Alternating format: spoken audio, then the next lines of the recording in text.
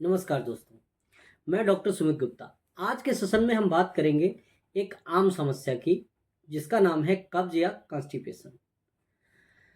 क्योंकि मलद्वार से संबंधित बीमारी चाहे फिसर हो या पाइल्स बवासीर हो, दोनों के लिए मुख्य कारण जो है वो कब्ज या कह सकते हैं कॉन्स्टिपेशन ही है।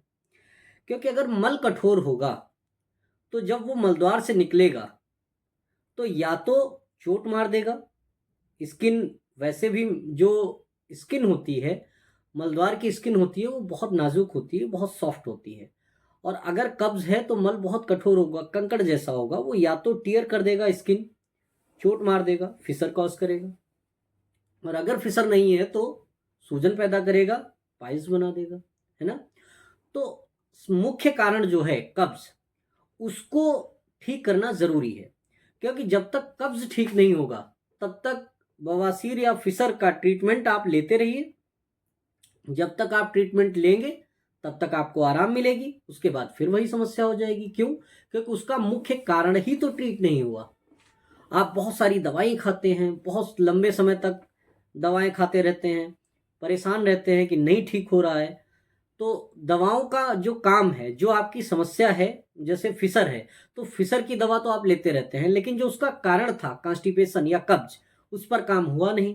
तो जैसे ही आप फिसर की समस्या से निजात पाएंगे, लेकिन कब्ज अगर बना हुआ है तो अगले दिन फिर वही होगा।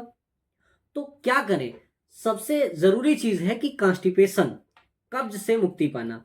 और पेट साफ रहेगा तो गट को सेकंड ब्रेन कहा जाता है।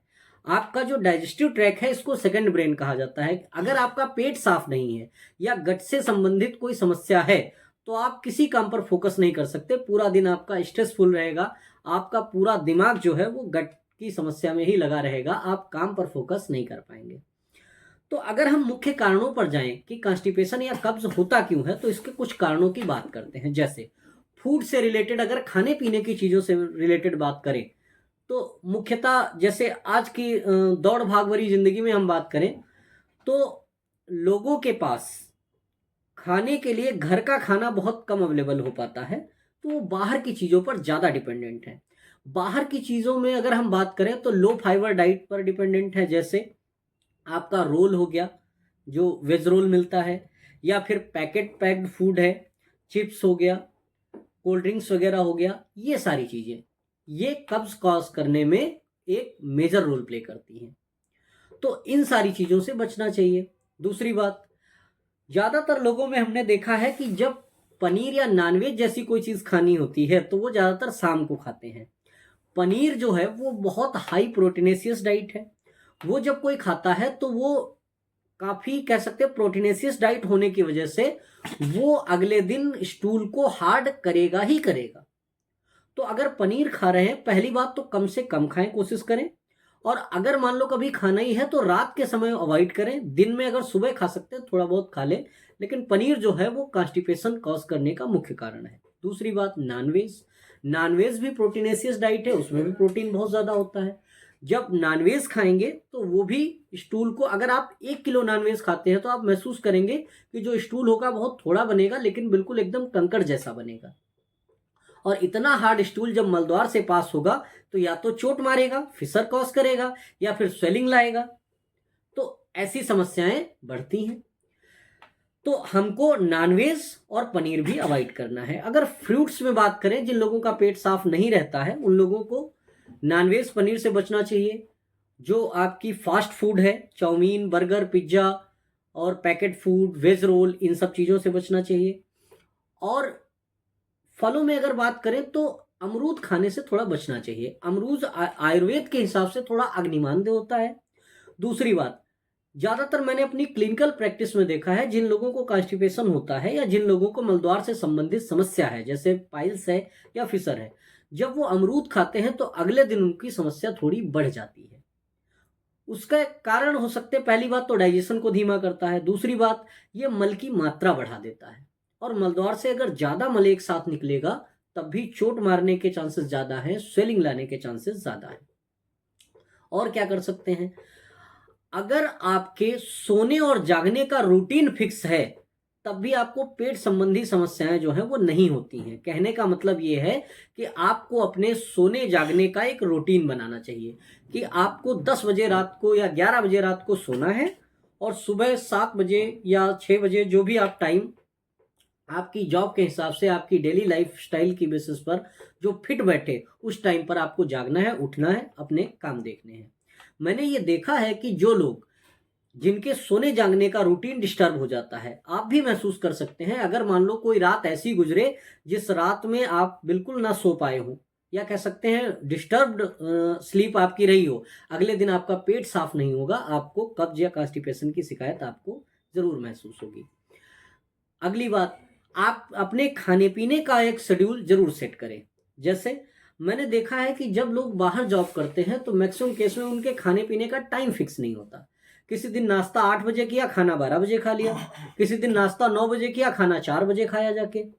तो अगर आप बहुत डिस्टर्ब रूटीन में खाना खाते हैं, लंच करते हैं या डिनर करते हैं, तो वो भी आपको पेट संबंधी समस्याएं जरूर कॉज करेगा। तो अपने खाने पीने का एक शेड्यूल बनाएं, कोशिश करें एक टाइम के आसपास हम खाना खाएं।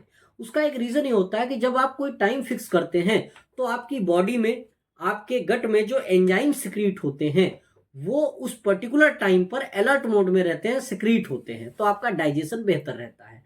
मान लीजिए आप 12 बजे खाना खाते हैं तो 12 बजे आपके गट में जो एंजाइम्स हैं, आपके ब्रेन से ये रिफ्लेक्स पहुंचता है, ये सिग्नल पहुंचता है कि खाना जो है वो गट में आने का टाइम हो गया है।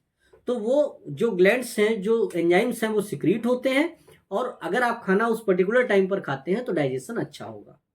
और अगर मान लो आप 12 बजे खाना रेगुलर बेसिस पर खा रहे थे, लेकिन किसी एक दिन आप 4 बजे या 5 बजे खाएंगे, तो उस टाइम पर हमारा गट सिस्टम जो है वो तैयार नहीं होता है। आप खा लेंगे तो डाइजेस्ट करेगा तो है ही जैसे तैसे, लेकिन उस दिन आप पाएंगे अपच, खट्टी डकारें आना, गैस होना, डाइजेशन खराब होना, कॉन्स्टिपेशन होना, ये सारी प्रॉब्लम आपको देखने को मिलेंगी। तो इन सारे रूटीन को आपको कोशिश करना है कि फॉलो करें। दूसरी बात, आप खाने पीने में क्या खाएं?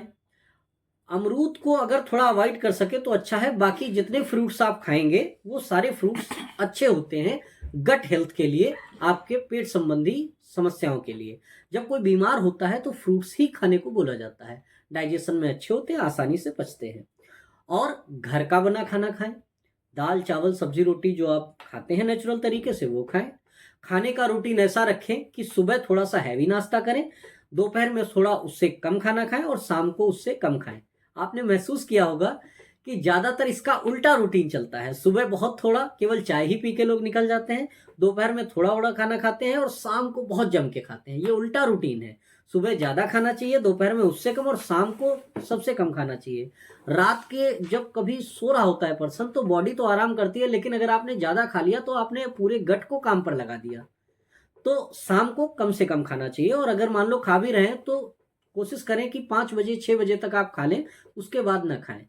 मैक्सिमम लोग 11 बजे 12 बजे खाना खाते हैं फिर सोने जाते हैं, तो डाइजेशन खराब होने के चांसेस ज़्यादा रहते हैं। तो क्या कर सकते हैं, ज़्यादा से ज़्यादा फ्रूट खाएं, खाना सुबह ज़्यादा खाएं, लंच थोड़ा हल्का करें और डिनर बहुत हल्का करें। कोशिश करें कि 5 बजे के आसपास खा लें। जूस कोई ना कोई नियमित रूप से पिए, पानी खूब पिए, नारियल पानी पिए, दोपहर में अगर छाछ पी सके तो और बेहतर है। और नियमित रूप से टहलें, तनाव ना लें, क्योंकि ज्यादातर टेंशन वाले लोगों को भी देखा गया है कि कॉन्स्टिपेशन रहता है। अगर आपने कभी आपका 2-4 दिन बहुत ज्यादा तनाव की स्थिति में गुजरे हों, तब भी आप महसूस करेंगे कि आपका डाइजेशन गड़बड़ हुआ है, आपका पेट जो है वो ठीक नहीं है, कॉन्स्टिपेशन जैसी समस्या बनने लगती है। तो आप तनाव ना लें, टहलें, व्यायाम करें नियमित रूप से। और अगर टहलना सबसे अच्छा व्यायाम है, अगर आप टहल सकें तो बहुत अच्छी बात है। दूसरी बात, चाय कॉफ़ी जो है वो थोड़े अमाउंट में तो ठीक है, बहुत ज़्यादा अगर चाय कॉफ़ी पीते हैं तो ये डायरेटिक होती है, मतलब यूरिन की मात्रा बढ़ाती है, जिससे हमारे मल में पानी की मात्रा कम होती है और मल कठोर होता है, जिससे बवासीर या फिसर जैसी समस्या हो सकती है। और अपने सोने जागने का एक नियमित समय बनाएं, खुश रहें, गट की हेल्थ पर ध्यान रखें। और अगर कोई ऐसी समस्या से आप परेशान हैं और लंबे समय से समस्या आपको परेशान कर रही है, तो अपने नज़दीकी डॉक्टर से कांटेक्ट करें, क्योंकि गट की हेल्थ आपकी बॉडी की हेल्थ डिसाइड करेगी। आयुर्वेद में कहा जाता है कि ज़्यादातर बीमारियां जो होती हैं वो शरीर में हमारे पेट की ही वजह से होती हैं, हमारे डाइजेशन की वजह से होती हैं, और उनका रास्ता हमारे पेट के ही थ्रू निकलता है। तो अगर आपका डाइजेशन ठीक रहेगा, आपका पेट ठीक रहेगा, तो आप बीमारियों से दूर रहेंगे और आप स्वस्थ जीवन जी सकते हैं और आप हेल्दी रह सकते हैं, कॉन्स्टिपेशन से बच सकते हैं। Thank you.